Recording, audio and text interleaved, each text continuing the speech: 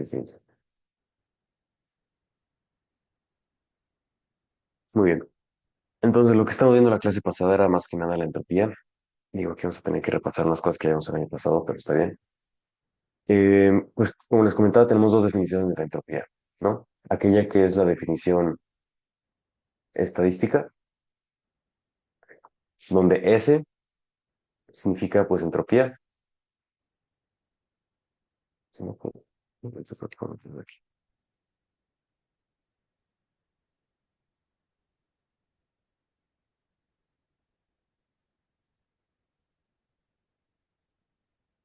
A ver, esperen, vamos a intentar algo.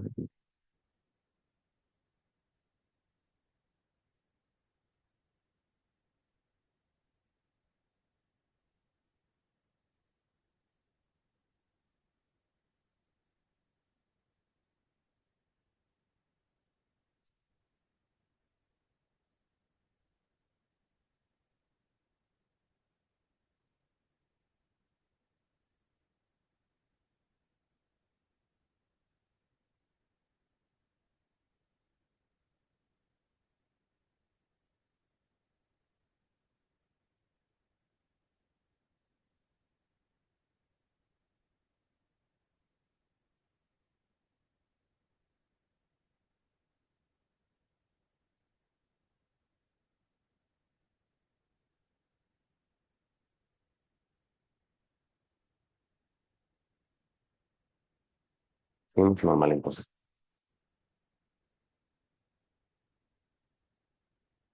Ok, bueno, entonces, como estamos diciendo, tenemos dos definiciones de lo que viene siendo la entropía. Aquella estadística donde S nos va a denotar la entropía. Si se dan cuenta, esto no tiene un delta. No tiene un delta ni una D de diferencial, ¿ok?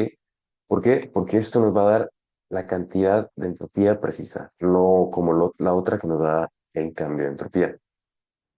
Esta definición de la izquierda es la definición estadística.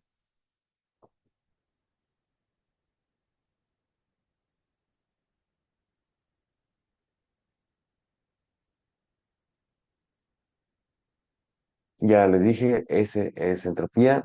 K, esta va a ser la constante de Boltzmann.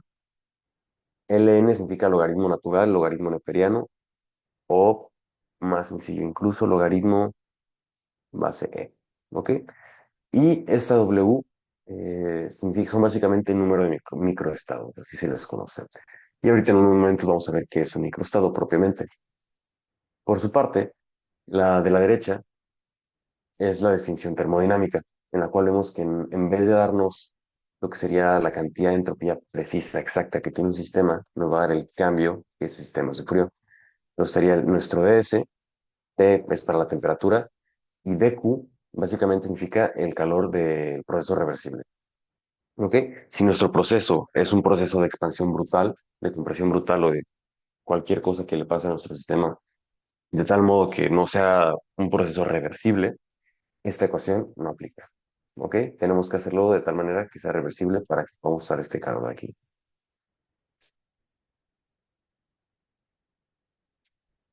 Ahora, la definición termodinámica, pues básicamente es lo que ya explicamos. Y a grosso modo, vamos a ver si podemos subrayar aquí con esto. A grosso modo, lo que nos está diciendo esta fórmula de aquí, que realmente es bastante simple, y es algo que ya han visto. Por ejemplo, si lo reordenamos y escribimos como dq es igual a tds, ese es un término que ustedes ya conocen. Si lo pasamos a lo que vendría siendo deltas en vez de ds. Y nos queda que sería que el calor, bueno, realmente esto sucedería si lo integramos, ¿ok? Sería t por delta s, ¿ok? Claro, más una constante, porque es una integración. Y esta constante, que seguramente ya sabrán que va a ser un delta, ¿ok? Esto, William Romero. Y esto claro que es negativo. Ok. Esta es la definición termodinámica, ¿no? Y este término es un término que ustedes ya conocen, que realmente no es nada nuevo. Dime.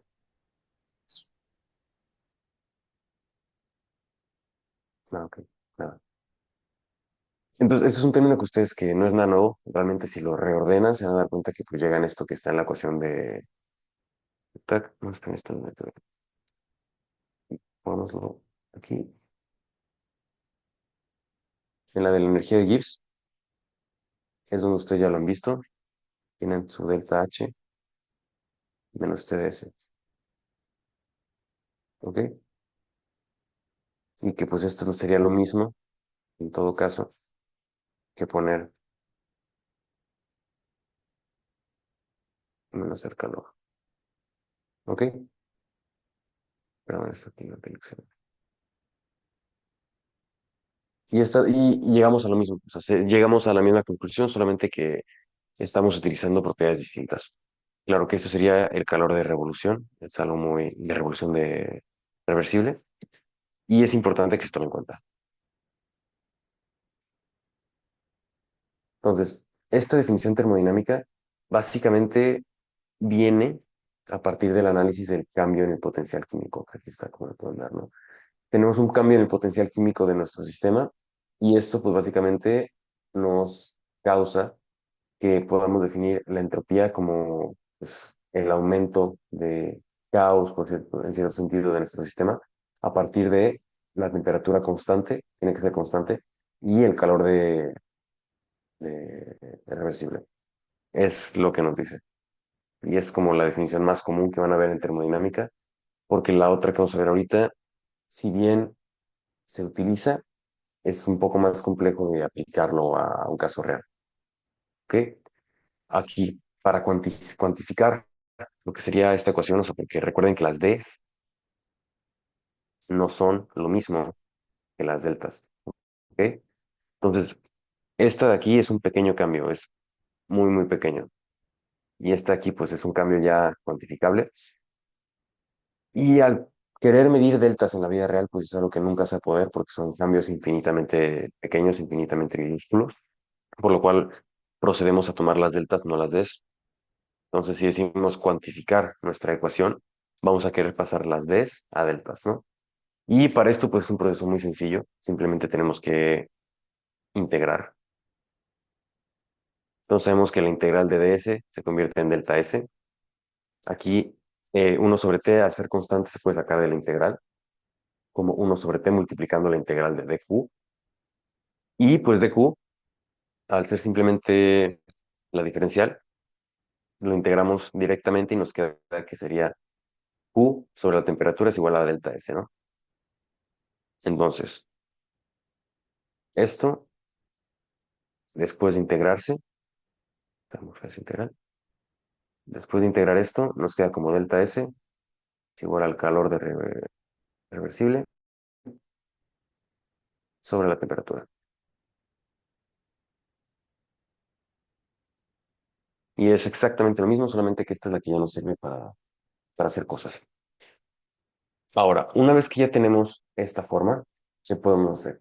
Pues podemos expresar a partir de la ecuación de PV igual a nRT, sabemos que podemos despejar la T, dejar digamos que tenemos N igual, fijamos N igual a 1, o sea, solo un mol, y nos queda que P va a ser igual a PV sobre R. ¿Ok? Entonces, creo que aquí ya se puede ver un poco cómo van aquí, qué es lo que va a pasar. Claro que tenemos aquí 1 sobre t, entonces el nominador se va a cambiar con el denominador y nos va a quedar algo así. Y cuando lo integramos, cuando hacemos como la diferencia en esta sección, esto es lo que obtenemos, ¿no? O sea, vamos a obtener como cuando hacemos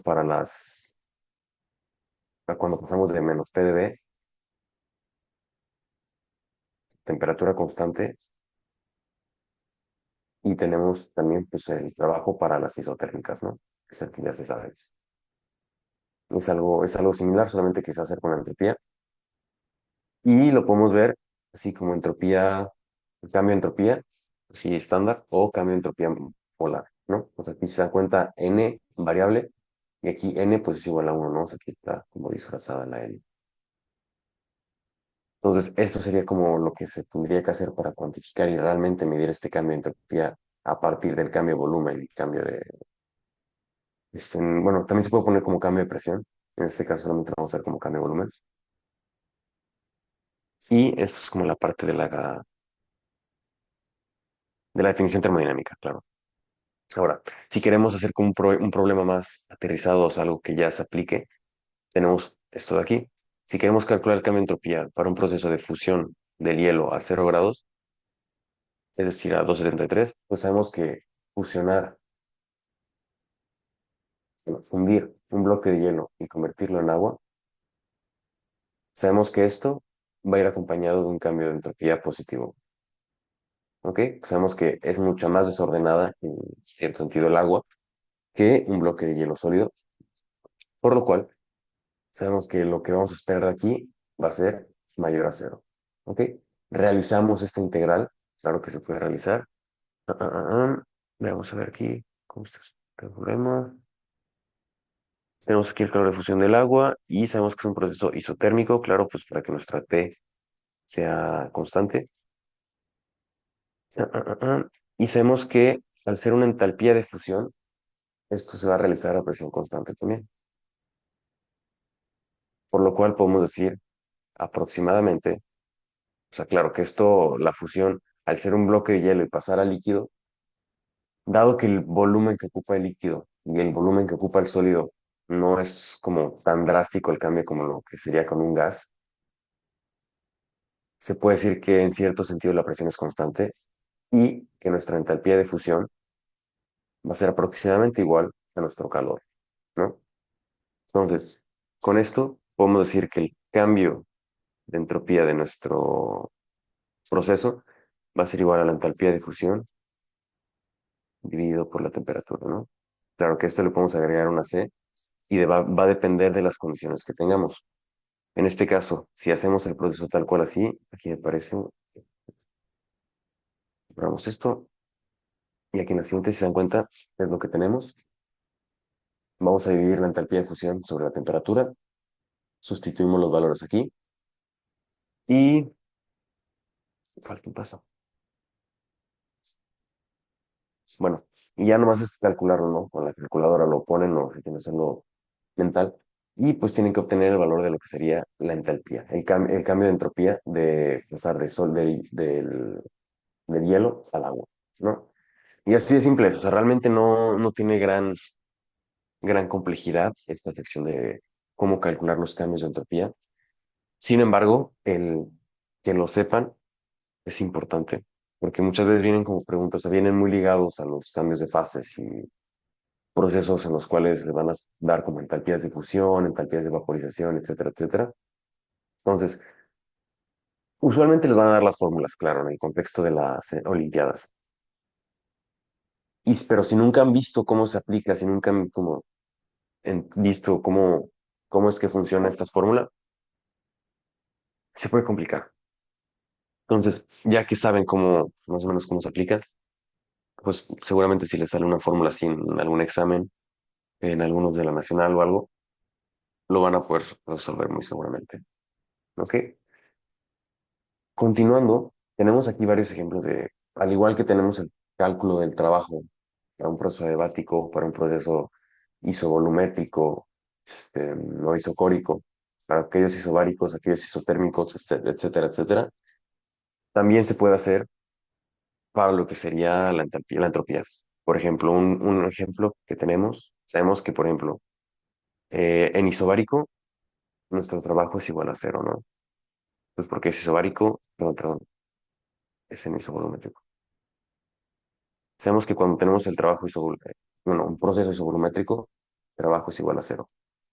Es porque la definición misma del trabajo, al no tener un cambio de volumen, va a ser cero. De igual manera, tenemos un proceso que se llama isentrópico y el término ise denota mismo, ¿no? Entonces, un proceso isentrópico es lo mismo que decir que el cambio de entropía es igual a cero. ¿Qué pasa? Que muchas veces el proceso isentrópico va a ser igual al proceso adiabático. Sin embargo, no siempre van a ser el mismo. ¿Por qué? Porque recuerden que adiabático es que el cambio de calor va a ser igual a cero siempre y cuando sea un proceso reversible. ¿Ok? O sea, en el sentido de que 99% de las veces van a ser el mismo, adiabático e isentrópico. Pero si vienen especificaciones como de que, bueno, el proceso es un proceso brutal, el proceso al final, ¿qué será? Sí es isentrópico, pero pues, o sea, no es reversible o sí es reversible. O sea, pequeñas cosas ahí, o sea, que ya son un poco más específicas, que no creo que vengan en la parte de las Olimpiadas. Nunca me ha tocado verlo en si quién lo ha dicho. Pero aún así sepan que no son los mismos. O sea, decir isentrópico no es lo mismo que decir adiabático. O sea, son términos un poco distintos. Sutil la diferencia, más sin embargo es importante. Y aquí, como se dan cuenta, delta S es cero, delta S es cero, ¿no? O sea, esta es una propiedad que cuando son reversibles los dos, van a compartir. De manera pues, similar, tenemos el isovolumétrico, en el cual vamos a calcular de esta manera. Se dan cuenta la diferencia entre isovolumétrico e isobárico, es simplemente la presión constante o el volumen constante, ¿ok? Y esto nos va a importar para nuestra constante de gases. Es decir, si tenemos, digamos, un gas monotómico, pues sabemos que aquí va a ser CB, bueno, digamos que es diatómico, ya lo escribí. 5 medios de R, y acá hace 7 medios de R, ¿no? Claro, si es diatómico. Entonces es importante saber si estamos haciéndolo a un volumen constante o a una presión constante, en este caso.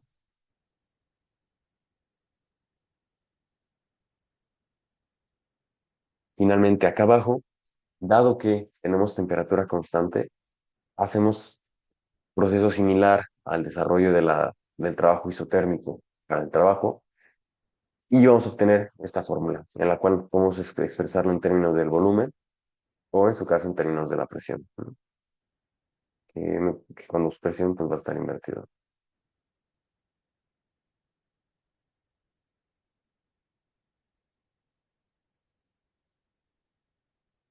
Y esa es la idea. Pues hay varias fórmulas. Usualmente estas se las van a dar, no es algo muy común en que te pidan calcula la entropía de manera directa, porque suelen haber formas más sencillas. O sea, de que a partir del calor y demás, se calcula en vez de tener que hacer todo esto. Digo, esto ya al final es como un desarrollo más complejo, pero es bueno que sepan que existen. Ahora, por su parte, digamos, el otro lado de la moneda es la definición estadística. Esta definición estadística viene de lo que del, bueno, no propiamente del tercer principio, pero sí se estableció después de haber establecido el segundo principio. Porque sabemos que cuando tenemos, ¿qué nos dice el principio, el tercer principio, no? O sea, que cuando tenemos un sistema con K, es decir, bueno, pongamos temperatura, con temperatura igual a cero, sabemos que aquí nuestra entropía también va a ser igual a cero. ¿Por qué? Porque si se dan cuenta, bueno, ahorita vamos a explicar lo que significa esto W, pero cuando llegamos a un cero absoluto, o sea, un cero de temperatura absoluto, esto implica que las vibraciones nu van a ser igual a cero. Quiere decir que las moléculas ya no se mueven, por lo cual su energía cinética también va a tender a cero, hasta que tenga que llegar a cero, a ser igual a cero. Su energía interna, sabemos que la energía interna es la suma de de todas las movimientos internos que tiene una molécula, pues la energía interna va a llegar a cero. ¿Ok? Todo esto, pues porque cesa el movimiento. Una vez que llegamos a una temperatura de cero absoluto, o sea, es decir, cero Kelvin o 0 grados centígrados, el movimiento cesa y nuestro sistema solamente tiene un posible estado en el cual estar. Ese sería un cristal perfecto en su caso, ¿no? Y al solo tener un estado, pues sabemos que la W significa microestado, ¿no? Que serían como las combinaciones posibles que puede tener un sistema. Si solamente existe una combinación, pues sería tener como constante Boltzmann multiplicada por el logaritmo natural de uno. Sabemos que el logaritmo, sea base 10, base 20, base 50, base e, o sea, de uno siempre va a ser igual a cero. Por lo cual, la entropía que de un sistema el cual solamente tiene un posible estado en el cual acomodarse va a ser igual a cero. ¿Ok? Y este es como nuestro punto de referencia en el cual comenzamos la escala, ¿no? O sea, en cierto sentido. Ahora, esta definición estadística no se utiliza mucho, ya es como literalmente se utiliza bueno, es una rama de la química que se llama termodinámica estadística y tiene que ver como, ¿qué será? Con la repartición de energías, ¿no? O sea, tienes, por ejemplo, los coeficientes de partición, tienes lo que viene siendo la distribución de Maxwell-Boltzmann. Todas estas cosas entran en esta rama de termodinámica estadística. Y, por ejemplo, si te digo, a 1200 grados Kelvin, ¿qué porcentaje de las moléculas de mi sistema se van a encontrar en movimiento? O van a tener la energía suficiente como para pasar cierta barrera energética, ¿no?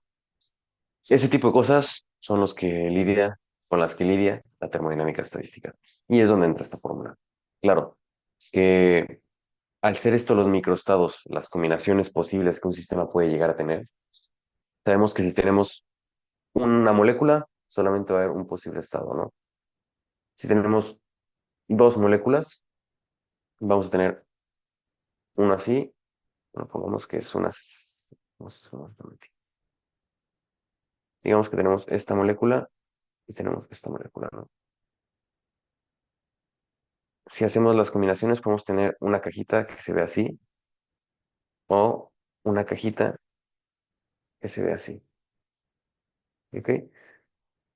Si tenemos una, dos, tres y las comenzamos a acomodar, claro, suponiendo que cada una tiene su propia caja, tenemos uno,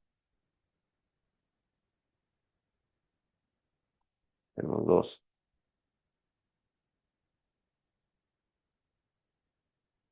tenemos tres. Y así no, o sea, se pueden hacer bastantes combinaciones, claro que hasta que uno se canse va a aparecer. Y así te sigues, ¿no? O sea, al final me parece que tienen que salir cinco de aquí, seis. Y esto solamente es con tres moléculas. Si nos basamos y decimos, bueno, yo tengo un mol de moléculas, pues sabemos que es 6.022 por 10 a la 23. Esa cantidad de moléculas, si intentas hacer las combinaciones en tu calculadora, seguramente tu calculadora te va a decir que hay un error, porque la memoria no es suficiente para calcular tantas combinaciones. Y ese es donde viene el problema de esta fórmula, ¿no? Esta es precisa la fórmula.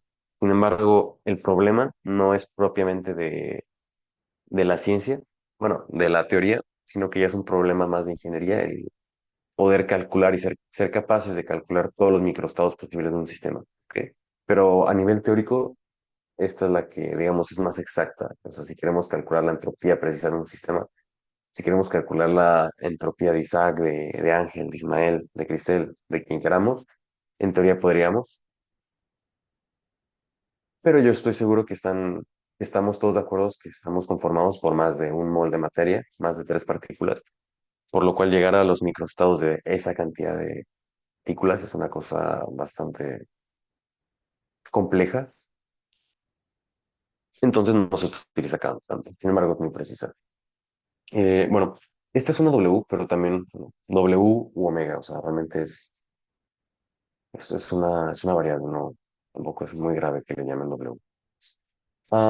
Y claro, la constante Boltzmann, no, si nunca la habían visto, es sus unidades son Joule sobre Kelvin, Joule sobre Kelvin, que es lo mismo que de Joules por capa de la mesona.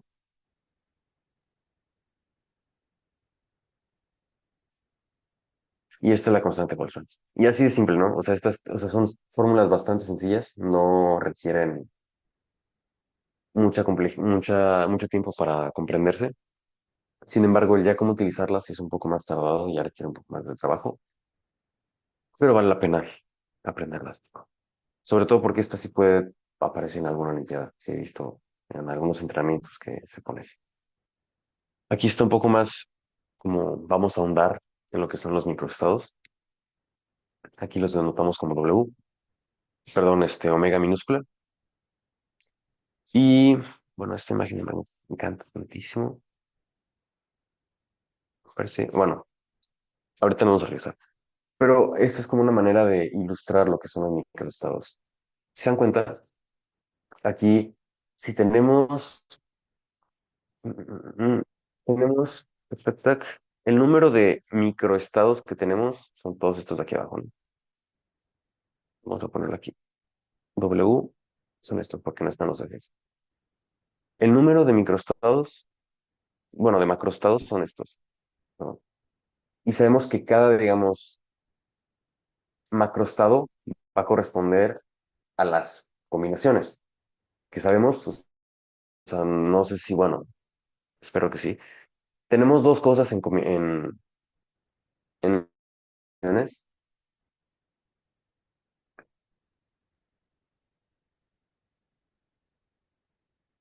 permutación, que se calculan con la fórmula n, n no es una n gritando, es una n factorial, por r factorial, por n menos r factorial.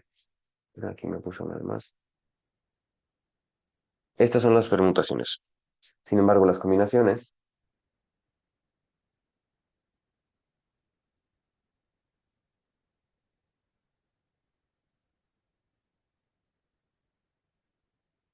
no sé si puedo como...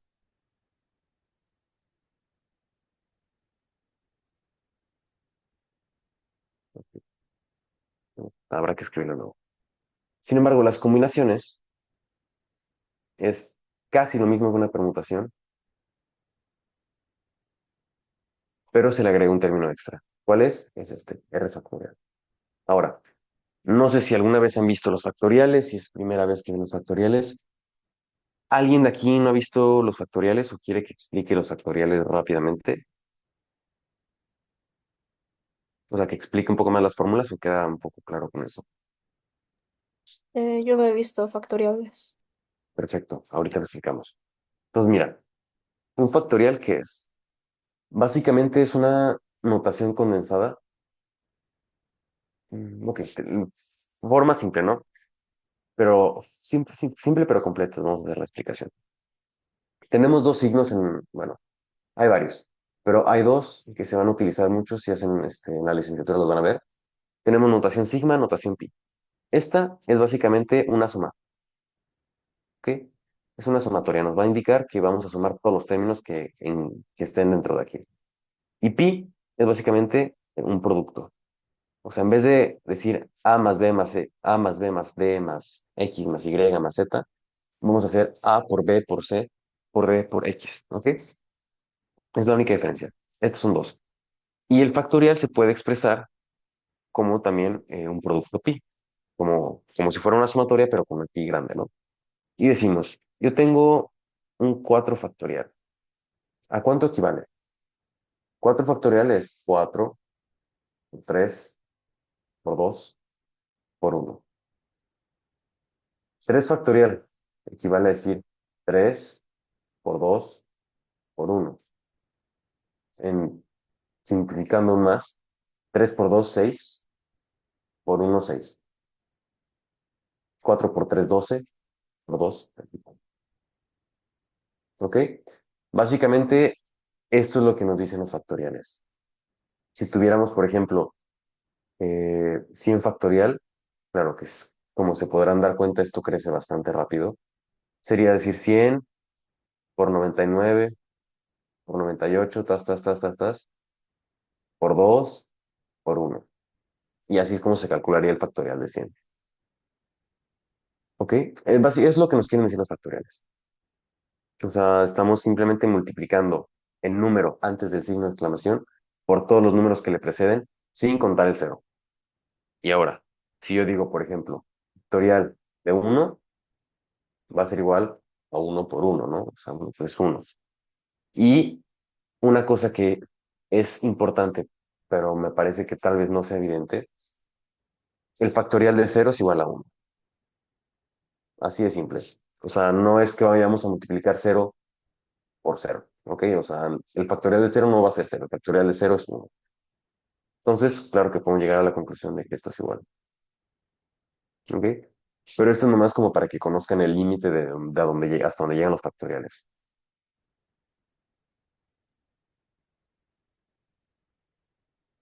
¿ok? Entonces, esa es la parte de los factoriales. Y, por ejemplo, les digo, tenemos permutaciones y combinaciones.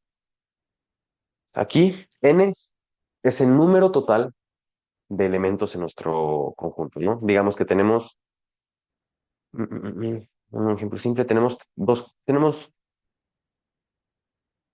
cajas. Dos cajas es un ejemplo bastante bueno.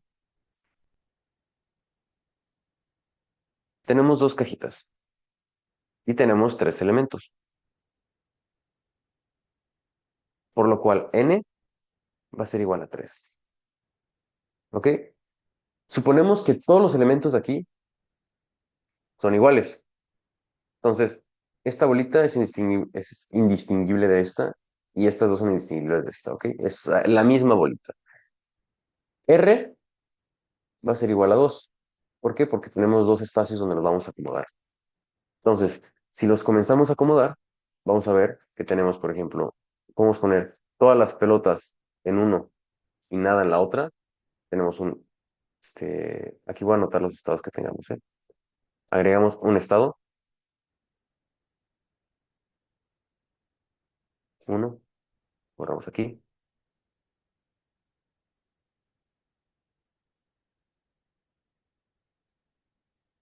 Podemos poner dos aquí y una acá. Tenemos otro estado. Podemos poner una aquí, dos acá. Tenemos tres estados. Podemos poner todas las pelotas aquí y ninguna acá. Tenemos cuatro estados. Podemos poner, me parece, no sé si ya fueron todas. Bueno, no estoy seguro que han sido todas, pero ¿cómo lo calculamos? Pues sabemos que al poder decir que estos, mira, ahorita un momento. Si tenemos la habilidad de decir que estos dos estados son distintos, o sea, porque tenemos, por más que sean dos y uno, o sea, consideramos esta combinación, o sea, si hacemos la anotación, se escriben así como dos y uno y dos, ¿ok? Si consideramos que 2 y uno y 2 son distintos, es decir, que las cajas por alguna razón sean distintas, o sea, no sea exactamente como una caja la misma caja, o sea, el mismo tipo de contenedor, decimos que estos son distintos y por lo tanto, esto va a ser una permutación. Sin embargo, si decimos, bueno, este estado de uno 2 y 2 y uno van a ser la misma, pues porque al final son las mismas pelotas, son el mismo tipo de cajas, bueno, es lo mismo si yo digo que tengo dos pelotas en la caja izquierda y una pelota en la caja derecha, es decir, tengo una pelota en la caja izquierda y dos pelotas en la caja derecha, ¿no?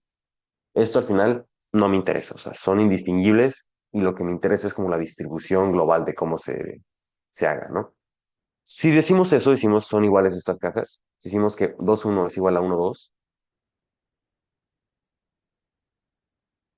tenemos una combinación.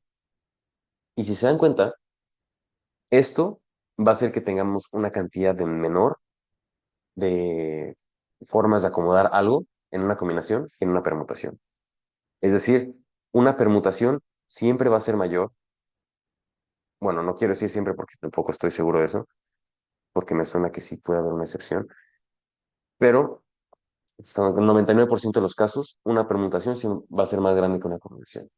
Si lo quieren ver de manera matemática, ya no, o sea, ya no lógicamente, pues decimos, llamemos a esto una P de N R, y a esto lo vamos a llamar C N R, pues se van a dar cuenta que la combinación con un número n de objetos en R cajas va a ser lo mismo que decir la permutación de n objetos en R cajas dividida entre R factorial. ¿Ok? Entonces, evidentemente, en esta composición O sea, en esta situación que tenemos de mismos objetos, dos cajas, la combinatoria va a ser menor que el producto de permutación. ¿Ok? Esto va a ser cierto. Y entonces, si lo queremos calcular, decimos, bueno, tengo un n igual a 3, tengo un r igual a 2.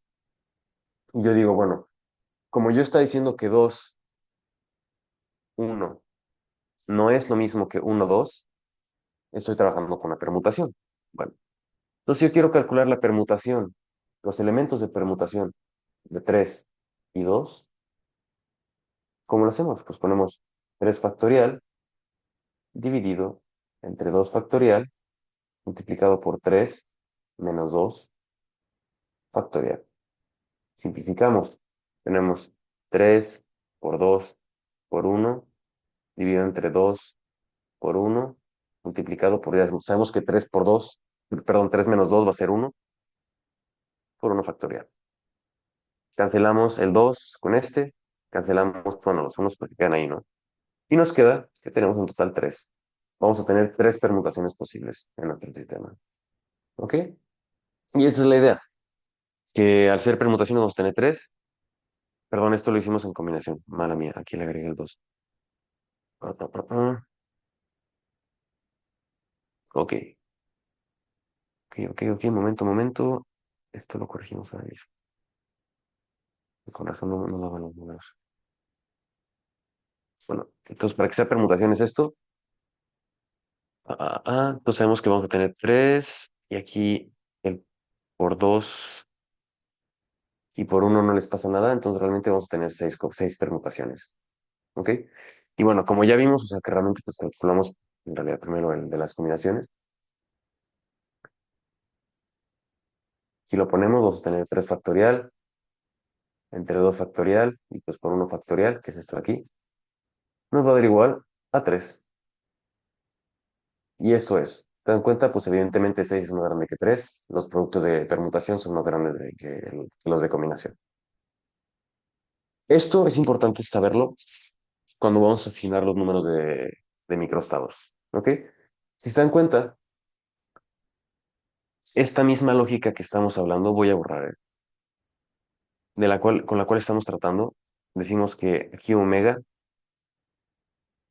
a esto les vamos a llamar macroestados. Si se dan cuenta y decimos, bueno, en mi sistema, aquí tengo, o sea, en orden, digamos, de abajo para arriba, tengo aquí uno uno, o sea, una molécula en una caja y otra en otra, ¿no? Uno uno. Luego aquí tenemos 2 uno, aquí tenemos uno 2, aquí tenemos 2 2, uno 3 y 3 uno. ¿Ok?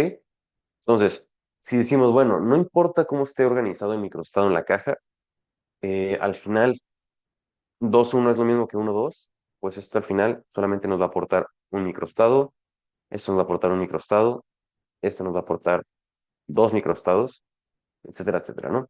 Entonces, depende de qué objeto estemos analizando, es cómo se van a comportar estos microestados, o sea, como me parece que ya es evidente. A estos le vamos a llamar entonces macroestados. Estos macroestados nos van a indicar cuántas partículas van a haber como divididas. Aquí tenemos la suma total de partículas son 2, aquí la suma total de partículas son 3, aquí 4, aquí 5, etcétera, etcétera. Claro, que si tenemos 7 partículas en nuestro sistema, van a haber más formas de acomodarlas, porque pues básicamente estos números van a representar n en nuestra fórmula. Y dicha n, pues claramente mientras mayor sea, suponiendo, claro, que aquí tenemos los divididos entre 2, vamos a tener más estados posibles, ¿no? Y veamos, R va a ser simplemente esto de aquí. ¿Se dan cuenta? R es igual a 2, porque tenemos solo dos cajas. Entonces, si esto lo quisiéramos calcular nosotros mismos, decimos, bueno, ¿Cuántos serían a partir de esto la cantidad de microestados? Si yo tengo una cantidad, digamos, tengo 7 moléculas,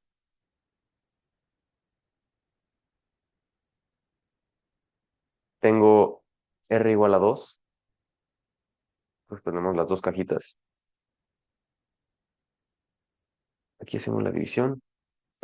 Pues de 7 menos R sería 7 menos 2. Esto lo hacemos factorial. Desarrollamos y nos quedaría que sería 7 por 5 por 6 por 5 por 4 3. Podemos seguir escribiendo por 2 por uno, pero pues sabemos que se va a cancelar con este 2 factorial. No podemos ignorarlo. Y nos quedaría entre 5 factorial, que sería que 7 menos 2 5. 4 3 2 1. ¿Ok? Sabemos que el 3 dice bye con este 3, el 4 adiós, 5 adiós. Y nos queda que nuestra cantidad de microestados, bueno, número de microestados sería 7 7 por 6 dividido entre 2. ¿Ok? Simplificamos aún más. Digo, o sea, lo que está interesante de esta parte de combinatoria es que ni siquiera tienes que hacer propiamente todas las multiplicaciones, porque se simplifica bastante bonito. Digo, esto lo podemos descomponer aún más y decimos simplemente que es un 7 por 3.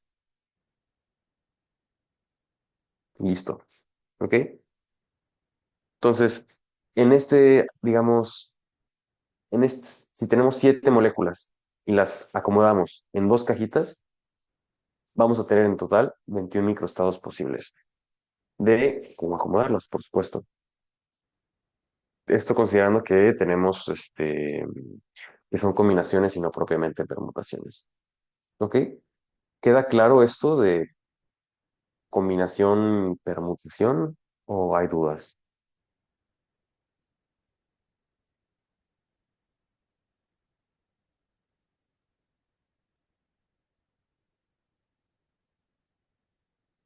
¿Ok? Am, Veamos. Y, y claro, a ver, si quisiésemos, a ver, mm, pues sí, y esto es el número de microestados, a grosso modo, ¿no? O sea, vamos a calcular todas las combinaciones posibles que hay. Ahorita nos vamos a regresar aquí atrás para que sea lo que faltó.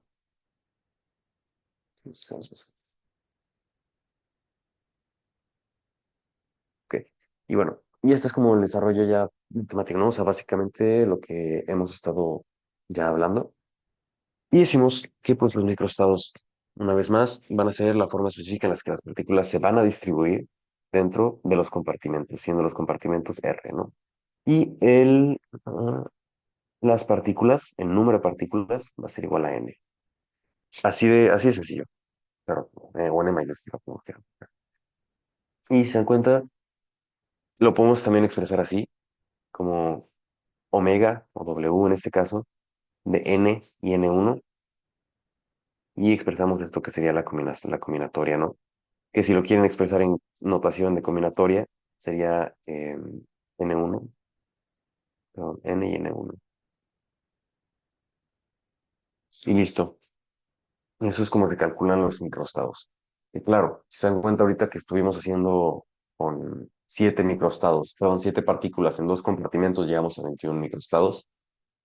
Si lo hiciésemos, por ejemplo, con 50 partículas, es una cosa que nunca vamos a acabar, o sea, la cantidad de poder computacional que se requiere para calcular todo eso ya es bastante elevada. Y mientras los sistemas sean más grandes, es donde más complejos se vuelven. Pero claro, esto lo calculas o tienes sistemas muy sencillos, ¿no? O sea, de que, por ejemplo, algún motor molecular que tienes, por ejemplo, que estás analizando, ¿qué será? Una sección, una célula en la cual si bien si son muchas moléculas, al final pues un poco, es un sistema pequeño, ¿no? O sea, relativamente es pequeño. Y es así como se utiliza esto, de de los microestados. Aquí, bueno, aquí tenemos un ejemplo perfecto. Si tuviéramos cuatro partículas y dos compartimentos, y podemos todas las partículas en el lado izquierdo, o sea, nuestro compartimento, tendríamos esto, ¿no? O sea, que sería N, esto sería lo que viene siendo R. Es un poco extraña esta notación. Pero bueno, si lo ponemos como es lo que sabemos, sería N1. Tenemos, ¿cuántos compartimentos? Tenemos dos. Y luego sería 4 menos 2. Ah, ah, ah, ah, ah.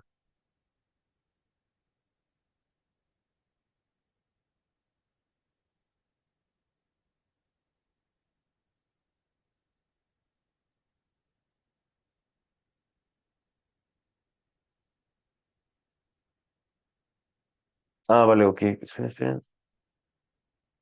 No, aquí no se pegó.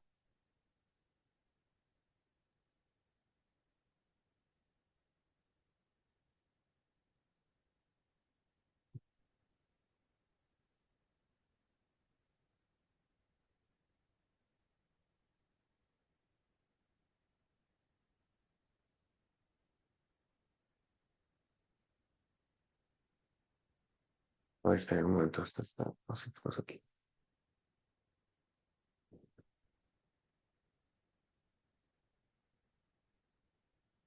Ah, vale, ok. La anotación está distinta. Ok, entonces vamos a anotar N2 como el número total de partículas menos la cantidad de partículas que hay en N1. Y si la escribimos, tiene que quedar así. Mm, mm, mm. Vamos al siguiente. Ahora sí ponemos la fórmula.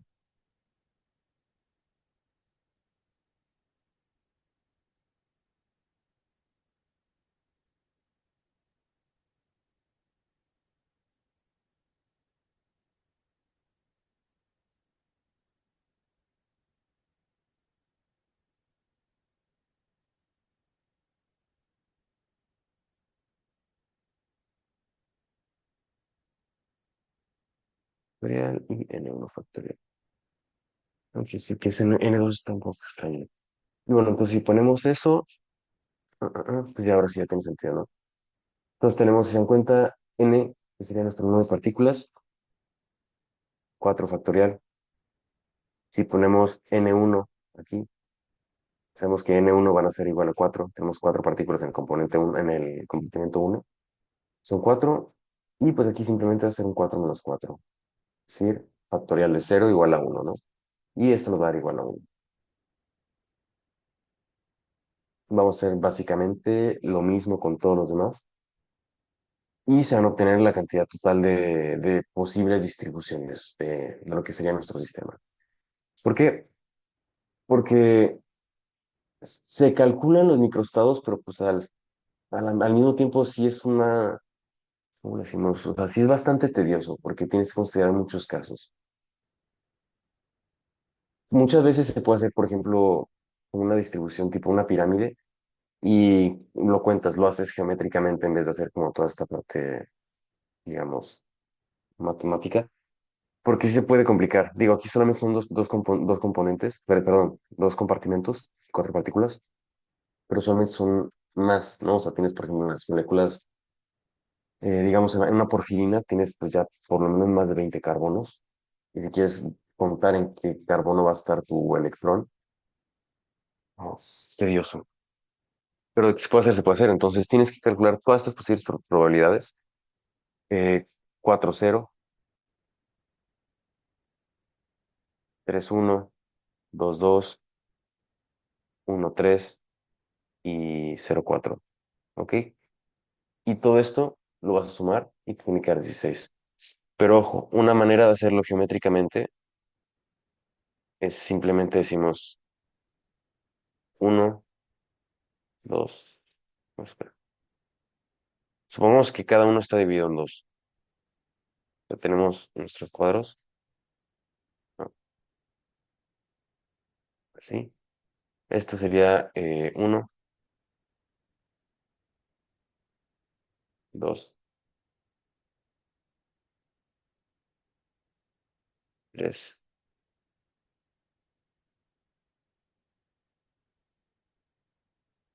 Por eso, dijimos 2, 3, 4, sabiendo que 4 va a ser el número máximo que vamos a tener de combinaciones. Llegamos a 5, 6 y 7. Ojo que los de abajo son los macroestados.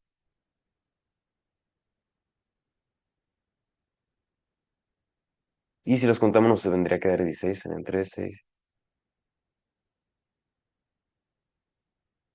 Sí, 16. Si cuentan todos los cuadritos, o sea, de que uno, 2, 3, nos tiene que dar 16. Y es como la manera geométrica de hacerlo, ¿no? ¿Se dan cuenta? Tiene la forma de una distribución normal, más o menos. Esto es muy fácil. Bueno, pero tiene que quedar como distribución normal. Y estás tomando todos los posibles microestados. ¿Se dan cuenta? Si esto lo aumentamos y nuestros microestados crecen, crecen, crecen, crecen, esto va a tener la forma de la gráfica de distribución normal. ¿Ok? Esto es simplemente probabilidad pura. Pero bueno, esto ya es más que nada para estadísticos. Realmente no se utiliza casi, pero en las Olimpiadas sí suele venir. Sobre todo el que sepa, no más, no tanto como calcular los microestados, sino tú ya tienes tantos microestados y a partir de esto, pues tú haces el cálculo, ¿no? Es algo que sí puede venir. Entonces, bueno, sumas todos y llegas. Como vimos hace rato,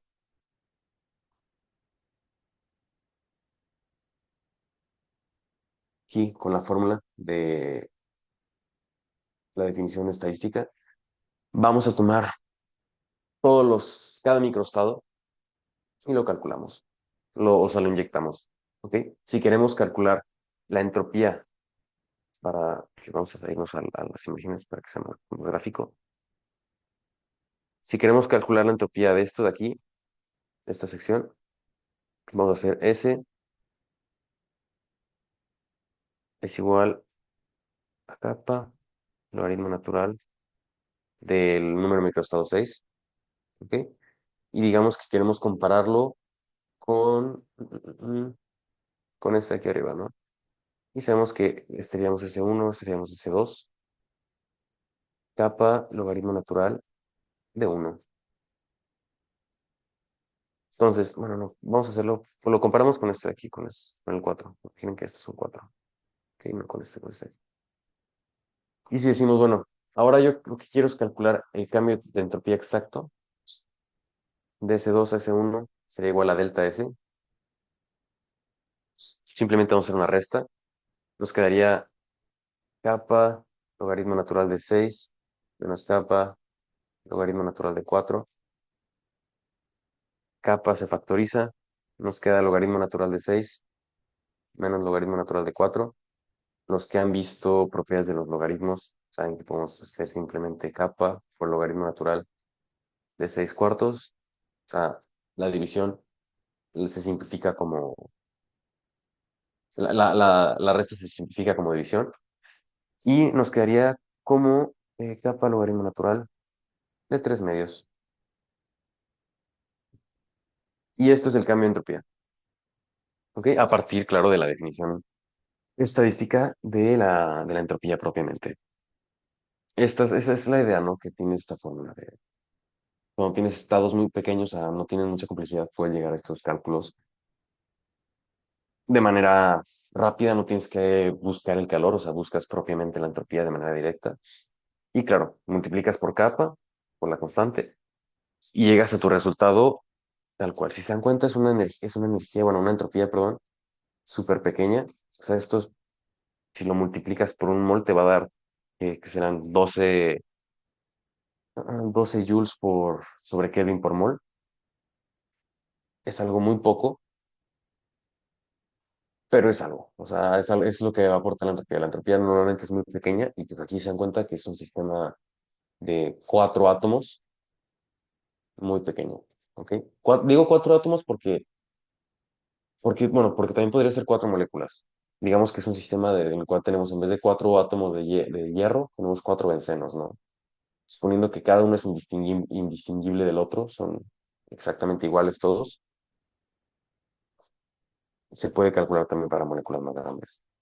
O en su caso, o sea, la idea es que puedes calcular también la entropía de un sistema, o sea, no propiamente como, o sea, como si lo simplificas, ¿no? O sea, si lo abstraccionas, tipo, digamos, la entropía, ¿cuántos somos aquí? Ok, somos seis realmente. Está la computadora. Entonces, somos seis, decimos que queremos calcular cuál sería la entropía si nos dividimos, o sea, de todos nosotros, si nos dividimos en una sala en la cual hayan dos personas, digamos que les voy a aplicar un examen, va a ser, cada uno me va a tener que decir las respuestas de manera hablada.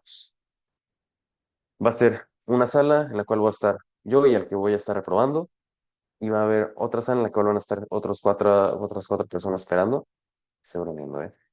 Eh, y queremos calcular la entropía de ese sistema, ¿no? Suponiendo que somos átomos, pues vamos a tomar la combinatoria, somos 6, factorial de 6, van a ser dos grupos, lo pongamos N1 realmente, sí, bueno, así, dos grupos, sería N1 aquí, y sería 6 menos 2 factorial, ¿ok?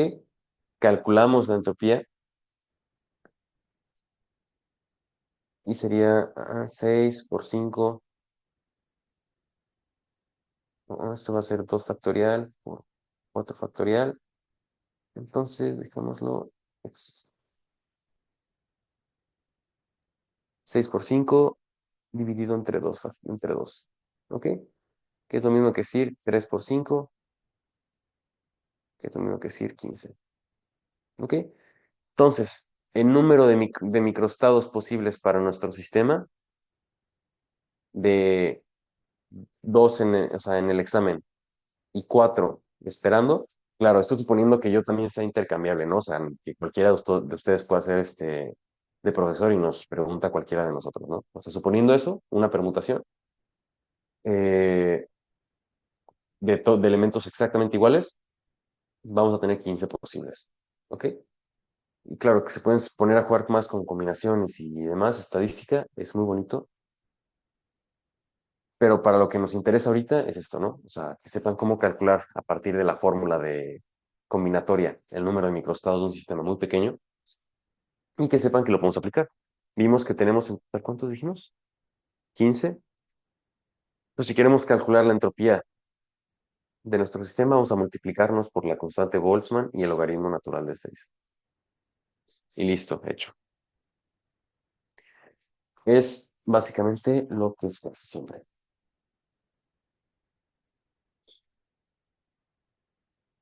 Ahora, fuera de eso, que ya realmente la entropía con su definición estadística tampoco es muy utilizada, vamos a ver lo que es la aplicación directa de la definición termodinámica.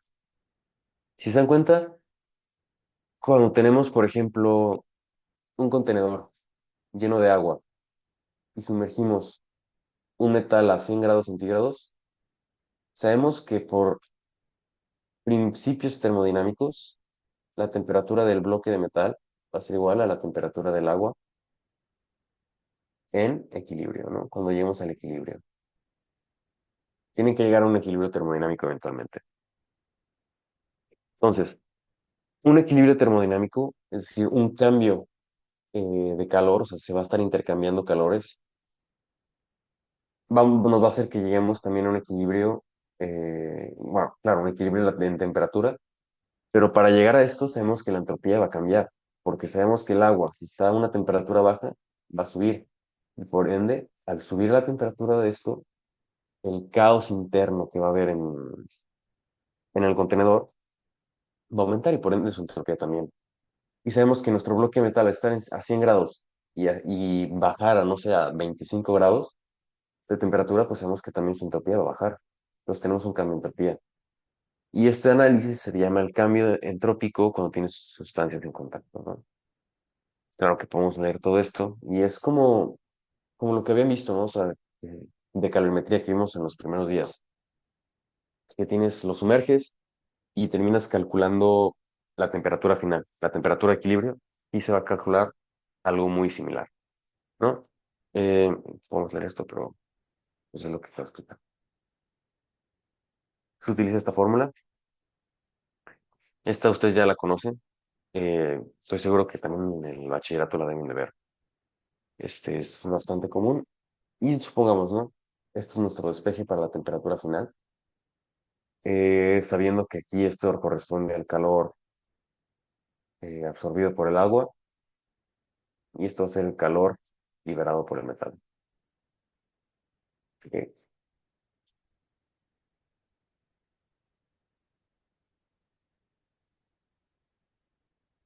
Si queremos ahora no solamente hacer la parte de la temperatura final, sino también calcular qué tanto cambió la entropía, porque ojo, la temperatura final sí nos sirve. O sea, es el límite superior de la integral. Dejemos de lado las integrales. Esta es la forma ya integrada, la que les interesa a ustedes. Y decimos, bueno, ¿cuánto cambió la entropía cuando puse en contacto el agua con el metal? Conocen la masa de agua y la masa de metal. La capacidad calórica del agua, la capacidad calórica del metal. Aplican el logaritmo natural a la temperatura final que se calculó aquí. Claro que esto todo lo pueden inyectar ahí o calcular primero esto y ya luego lo hacen. Y sabemos que la temperatura inicial del metal eran 100 grados y aquella del agua eran, digamos, 20 grados. ¿Ok? Sustituyen todos esos valores y van a llegar al cambio de entropía total del sistema. Esta parte de entropía sí he visto que aparece en varias olimpiadas. No sé si han ya probado a resolver algunas hechos, algunas de Mendeleev o Iberoamericana, no sé. Pero yo sé que hay una hecho en la que mencionan esta parte del cambio entrópico. Entonces es importante que lo sepan.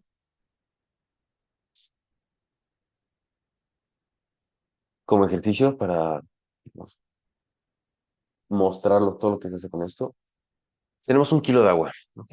Entonces esto aquí lo sustituimos ya con 1 kilo. Iniciamos a 0 grados. Recuerden que esto se tiene que hacer en Kelvin, ¿ok? Porque recuerden que las unidades de la entropía son en kelvins, no en grados centígrados. Entonces, tenemos el agua, y si la escribimos sería delta S, kilogramo, por la capacidad calórica del agua, por el logaritmo, tac, tac, tac. La temperatura final, 50 grados, más 273,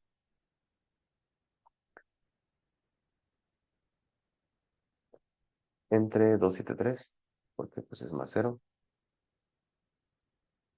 Y a esto le vamos a sumar una cantidad igual de agua, o sea, otro kilo. La misma C1, C2 es igual a C1.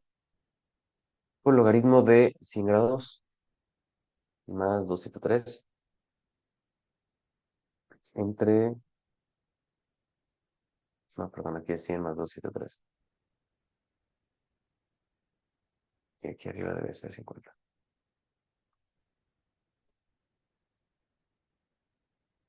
Ok,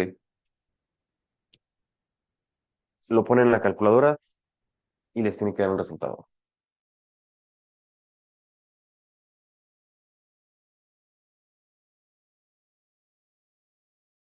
100 grados, ¿no? Perdón, una a 0 grados y otra a 50 grados. Eso es para lo que sirve esa, esa ecuación, básicamente. Finalmente, recordamos que la entropía es una función de estado. Por lo cual, al ser función de estado, que decimos que si hacemos su integral cerrada, esta sí se llama integral cerrada, ya lo había explicado, vamos a regresar al mismo punto. Nos iniciamos, tac, tac, tac, avanzamos y regresamos. Por lo cual, S1, bueno, S inicial va a ser a S final y por ende, el cambio de entropía es igual a cero. Sabemos que con la definición termodinámica de la entropía, pues esto también va a tener que ser igual a cero. ¿Ok? Por lo cual, Si vamos y regresamos, si comenzamos a resolver esta integral cerrada de dq entre t, sabemos que esto es lo mismo que decir uno entre t, pues porque es una constante, la t igual a cero. Pues si lo pasamos, sabemos que la integral de dq va a ser igual a cero por t, pues esto es cero, ¿ok? Por lo cual, al final nos va a dar que la integral de dq tiene que ser igual a cero. Si los vemos en una gráfica, vemos que para que una integral sea cero, quiere decir que, por ejemplo, tiene que cruzar el eje de x, ¿no? O sea, si digo esto y le calculo toda esta área, yo sé que pues de entrada va a ser positiva, por lo cual tengo que cancelarlo en cierto sentido. Si hago esto y decimos que esta área es la misma que esta, bueno, esta es la integral y va a valer cero. Lo mismo sucede con funciones un poco más comunes, como lo que es las trigonométricas. Si hacen la integral de aquí hasta acá, de todo esto, les va a dar cero. ¿Ok? Y pues tiene sentido, que ya habíamos visto que para que nuestra función de estado regrese hacia el mismo punto, al mismo punto, sabemos que no se tiene que perder energía, tiene que ser un sistema aislado. Es decir, que tienen que ser fuerzas conservadoras, nada de perder energía así por nomás. Por lo cual sabemos que la integral al final del calor, o sea, el calor, lo que sea que se libere, se va a tener que absorber, de tal manera que se pueda llegar exactamente al mismo punto. ¿Qué pasaría si no se absorbiera lo mismo que se deja ir? Pues podríamos hacer esto, ¿no? Hacemos la ruta, digamos, estamos liberando todo este calor, bla, bla, bla, pero tal vez cuando lo absorbes su eficiencia es menor, por lo cual tu ciclo se cierra aquí, ¿ok? ¿Se dan cuenta? No es lo mismo. Por lo cual, si hacemos la integral, suponiendo que se perdió calor y no se recuperó todo de la entropía,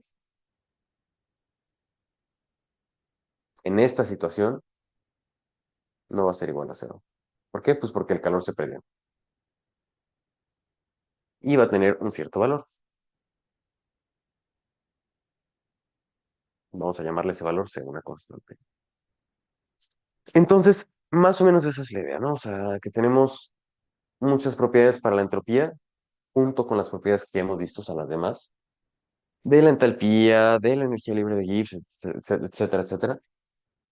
Y es importante tenerlas todas en cuenta, porque al final no se va a trabajar únicamente con la entalpía, únicamente con la entropía.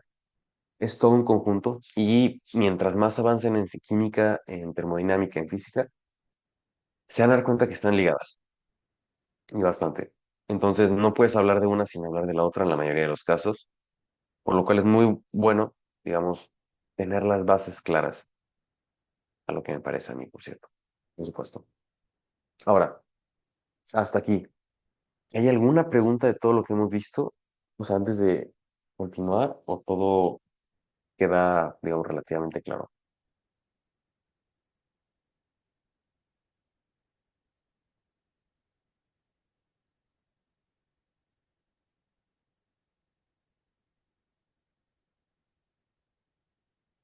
Ok, perfecto. Ahora vamos a ver lo que son las adiabatas y el ciclo de Carnot.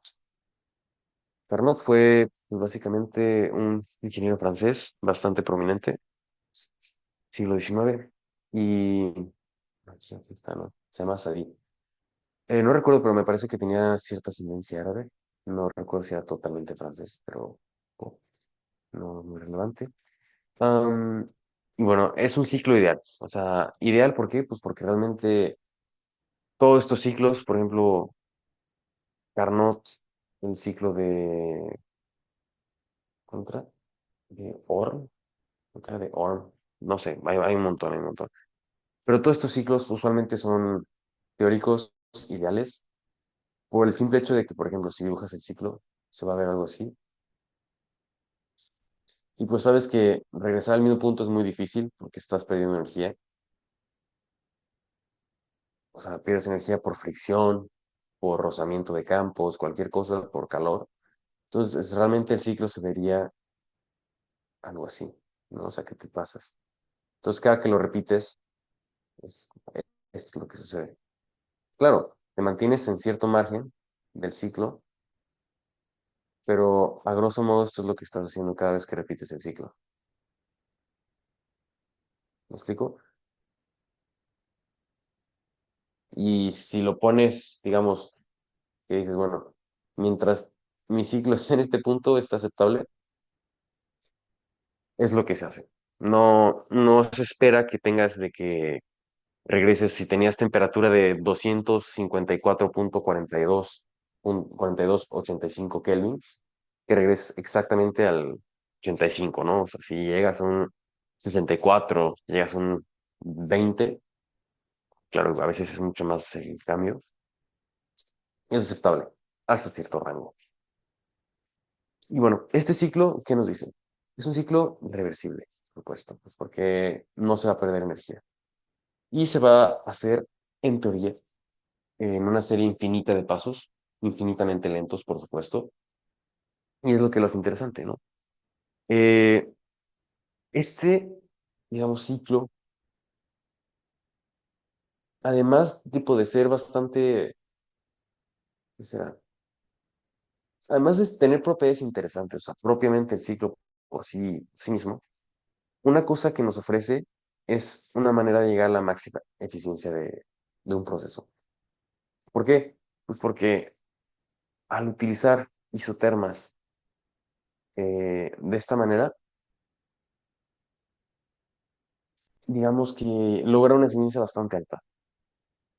Ahorita es que tampoco quiero como, bueno, explicar todo ahorita, porque luego se van a confundir, pero, o sea, hay bastantes propiedades interesantes, ¿no? Pongamos que de las más importantes es que este reversible va a tener una eficiencia muy alta y que, bueno, es importante que se sepa que opera, vamos a tener dos fuentes, aquella fuente caliente y aquella fuente fría, ¿ok? Sabemos pues, por el principio de la termodinámica que el calor va a fluir de la fuente caliente, pongamos esto, H de hot y C de cold, ¿no? Pónganle caliente y frío, pero pues se pueden confundir, o sea, si van a tomar una convención para las letras, escojan en español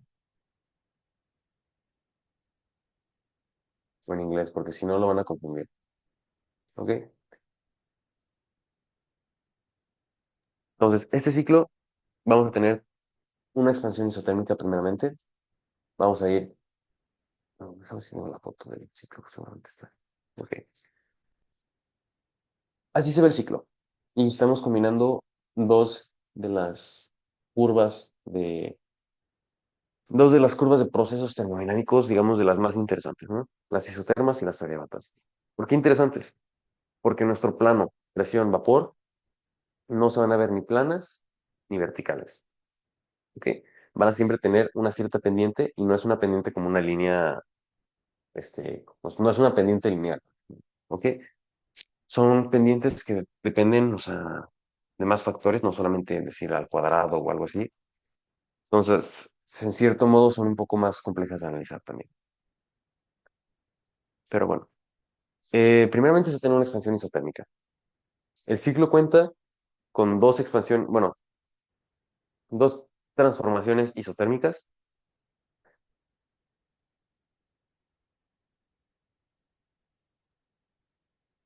y dos adiabáticas.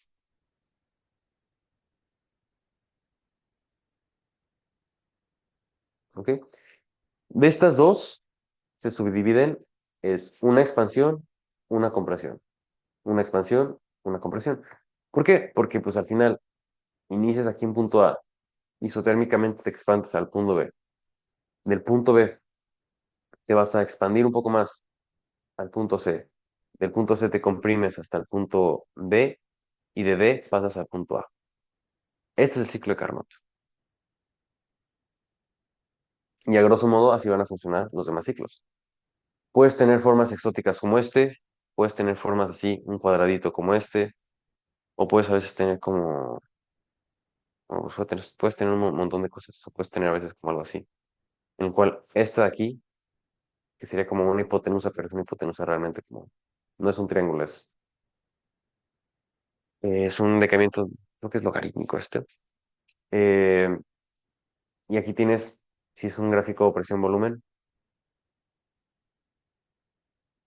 aquí tienes la isotérmica, temperatura constante, aquí tenemos presión constante y aquí tenemos volumen constante, ¿no? O sea, pueden tener muchas formas estos ciclos. Sin embargo, la que vamos a ver ahorita es la de Carnot. Entonces, eh, claro, expansión, el gas se va a expandir. Isotérmica, temperatura constante, por supuesto. Vamos a absorber calor, porque sabemos que para una expansión, pues tiene que absorber calor, ¿no? O sea, nuestro gas se va a enfriar. Entonces tenemos que darle calor. Em, y claro, que esto va a realizar un cierto trabajo, porque al final sabemos que el trabajo menos P de B, tenemos un delta B positivo, por lo cual tenemos una expansión. Y vamos a trabajar sobre entorno, ¿no? Em, si lo escribimos así, sabemos que delta U es igual al calor, dime Isaac. Los motores antiguos funcionaban con este ciclo, no. El motor, Pues mira, no sé si se puede decir que funcionaban con este ciclo, porque incluso hoy en día, o sea, claro, este ciclo es modelo para los motores, o sea, la idea es que funcionen con este ciclo, porque es uno de los más eficientes, o sea, en cuanto al trabajo liberado, es de los más eficientes. El único problema es que asumes, por ejemplo, una isoterma. Un proceso isotérmico se puede llevar, ¿no? O sea, es un poco sencillo, o sea, no es tan complejo. Pero estas dos zonas son adiabáticas. Y para un proceso adiabático, en el sentido estricto de la palabra, tienes que tener un sistema aislado, ¿ok? Y tu carro, sabemos que, por ejemplo, si lo llevas bajo el sol está transfiriendo calor, por lo cual tu motor se va a calentar. Y lo que pasa es que si lo pones este sistema en tu carro, pues sí, la isoterma la llevas bien. Pero cuando vas a hacer la diabata, pues vas a absorber calor. Entonces te vas a salir del ciclo y vas a empezar a hacer como cosas un poco extrañas y empieza a pasar algo así. O sea que sí, claro, sigues en el rango, intentas llevar los ciclos, pero no se llevan de manera perfecta. Es lo único. Pero se sigue usando hoy en día. O sea, claro que cuando salió primero como novedad el ciclo de Carnot, muchos lo intentaron incorporar y cuando tienes las cámaras de combustión del motor, al ser procesos tan rápidos de que se mueve tan rápido con tantas revoluciones el motor, se puede asemejar en cierto modo un proceso adiabático. Por lo cual, sí se sigue, o sea, no es tan drástico el cambio, o sea, sí es de que en otro color. Si vas como, por ejemplo, así en el motor, tal vez esa la das perfecta y te sales un poco, y así no. O sea, igual y algo más preciso hoy en día, pero depende mucho de cómo esté construido el motor. O sea, porque puede ser un motor muy bien hecho o un motor que pues se construyó simplemente para llevar a cabo el trabajo y no tanto como por eficiencia o cualquier cosa, ¿no?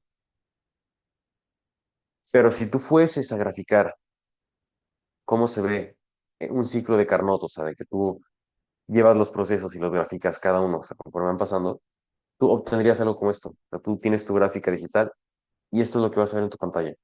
No vas a ver una línea muy bien definida como un ciclo perfecto de Carnot. Simplemente pues por el hecho de que se va a perder energía. O sea, las fuerzas son no conservadoras. No conservadoras quiere decir que hay fricción. Entonces, o sea, digamos que logras hacer un sistema isotérmico perfecto y un sistema adiabático perfecto, vas a tener aún así la fricción. Los pistones están en fricción constante y esa fricción va a hacer que pierdas energía. Por lo cual, si tu ciclo, en este caso, poniendo sin fricción, o sea, un ciclo perfecto, lo llevas a cabo, lo que verías sería esto. Comienzas bien, pero vas a empezar a perder energía. Entonces, puede que tu ciclo comience a verse así. Esa es una posibilidad, o sea, que se empiece a hacer más pequeño cada vez. O una que podría ser un poco, digamos, más... Bueno, es que tal vez no se vea muy... Tendrías que hacer una gráfica de energía, así. Y pues básicamente inicias aquí y empezarías a bajar poco, poco, poco. O sea, no tan drástico, tal vez como así. Suponiendo que no proporciones más energía. Pero idealmente se usan los ciclos de Carnot. Idealmente sí se usan en muchos procesos. O sea, globalmente. Hasta donde yo tengo entendido, claro. Y pues esa es la idea. ¿Sí responde más o menos?